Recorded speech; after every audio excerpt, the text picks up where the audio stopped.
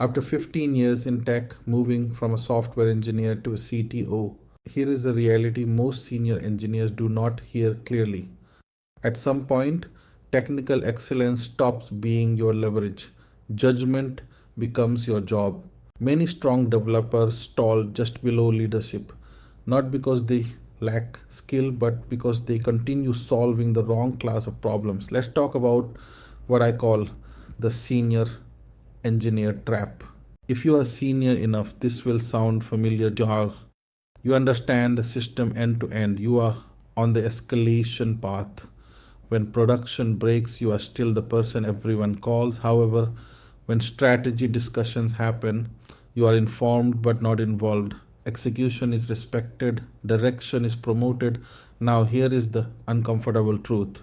Some of the weakest CTOs I have worked with were exceptional individual contributors. The reason is simple. Leadership is not about being right, it is about anticipating failure, managing trade offs, and designing for scale, both technical and organizational. If your primary mode of operation is fixing what is broken, you are maintaining the present, not shaping the future.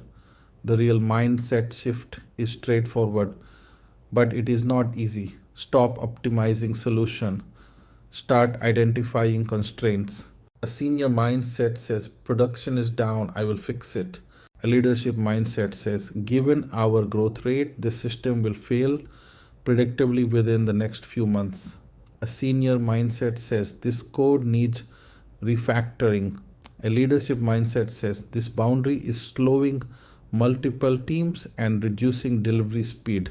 At senior leadership levels, impact is not measured by output, it is measured by risks avoided, decisions accelerated, and capacity unlocked. I stopped chasing tickets and started contributing before decisions were made. That meant engaging in product discussion, revenue conversation, and customer friction analysis. I stopped arguing about technical elegance and started framing outcomes. Here is the CTO decision framework that changed how I was perceived. First, learn to see around corners, track growth trends, cost curves, bottlenecks, and recurring failure patterns. Second, translate technology into business risk. Do not say performance is an issue. Say this decision costs 40 engineering hours per sprint. Third, speak for the future. Raise risks early while they are still inexpensive to fix. That is when trust shifts. If you are a senior developer and want to practice this, start with your inputs. If all you consume is technical content, you are training for execution, not leadership. Start paying attention to company goals, customer complaints, and revenue metrics. Ask the same questions leadership asks. Where are we losing customers? What slowed us down last quarter? Which decision is making sales uncomfortable? Then start predicting. Write things down. This system will break past a certain scale. This feature introduces long term drag. This incident pattern is increasing. Accuracy is less important than signal. Over time, your signal improves. When you operate this way consistently, something changes. You are no longer just the best firefighter or the smartest debugger, you become the person leadership checks with before decisions are finalized. You move from being reliable to being authoritative.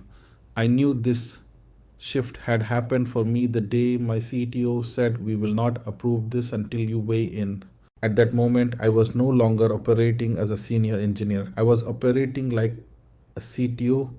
If you are at that inflection point in your career, this channel is for you. No hacks, no career theatrics, just how senior technical leaders actually think.